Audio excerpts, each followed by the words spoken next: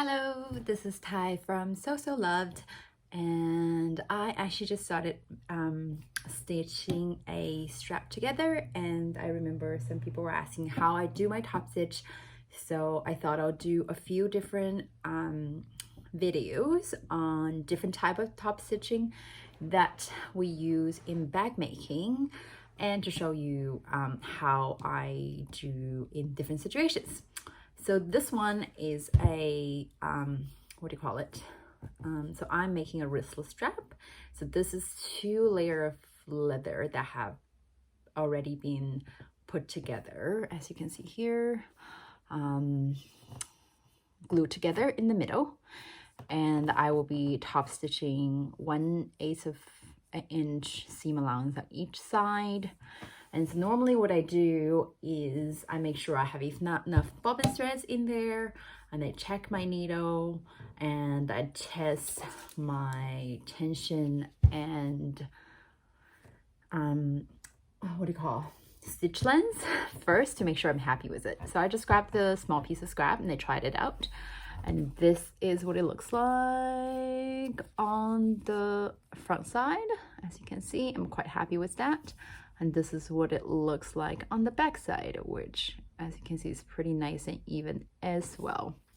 So you can always see, I'm trying to see if I can focus this, the front and the back sometimes looks a little bit different, but as long as your tension is even and you're happy with the stitch length you have, then it's just a way, because the way the needle pulls up in the leather. So you can see where the needle pierces and goes through the leather in the back, because it pushes through. So the back always looks a bit, the hole looks a bit different than the front, but it's still a very nice and even stitch. All right, so let's go through the machine setting when I do leather. So this leather is about, by the look of it, just over just over a millimeter thickness, I would say. And so equivalent of maybe 3 ounces. So I'm not very good with the conversion, but you can look it up online. So I use the Janome HD9, as you know. I actually adjusted my presser foot setting all the way to 0, because it is, I find that if I have it any higher, it will start scratching the bottom of my leather.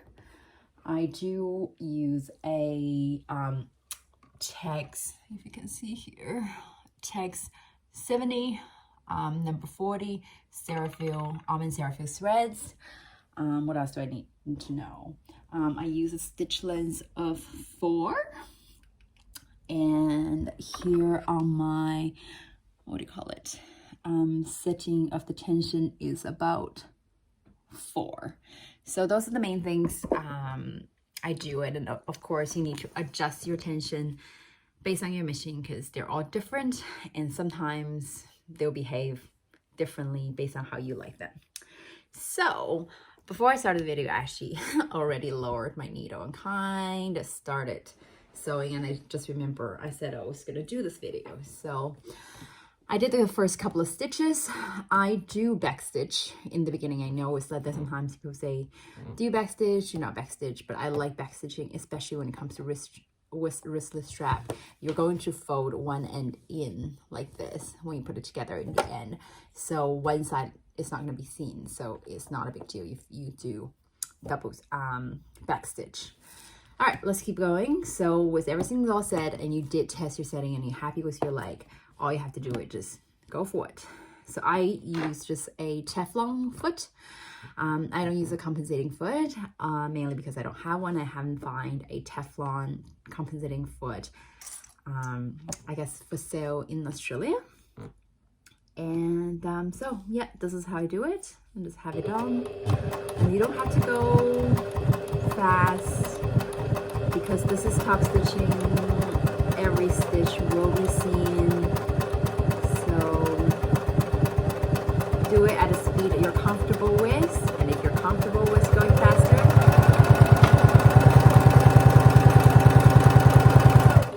and then just slow down when you get to the end. Turn my corner.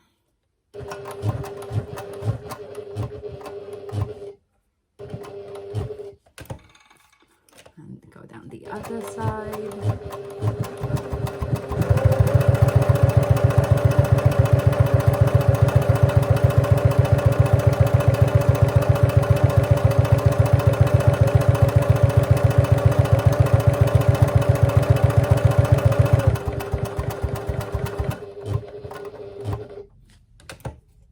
I personally find it quite therapeutic to sew straps. So once you get your settings right, you really don't have to use.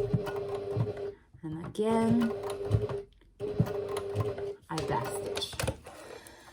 And because I'm quite used to this machine, as you can see, even at the end, the stitch matches up on both ends. So I'm quite happy with that. Let's just cut it off and have a look how we like it.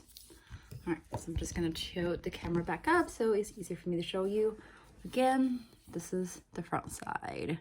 I did top stitching, what did I say? Contrast top stitching, because I used the same color thread for the actual back construction, which is already done. And this is the back side. And as you can see, it's still a nice, even stitch length, which is really, really pretty. But for the wristlet strap, this will be folded over. You put in your hardware and you rivet it in. And just like I said before, if you don't like the way it looks, what you do is you actually put that on the inside and get your hardware. Oh, I don't have, let's see, this one's the right one. This is a too small one, but you put your hardware on this side, and you have the one where you back stitch on the inside. So that way it's hidden, and all you're seeing is your beautiful, nice stitches on the outside. And that's it. So now I'm going to go do some edge paint for these ones. I do like a nice finish the edge, so I don't always do it, but for this one I will.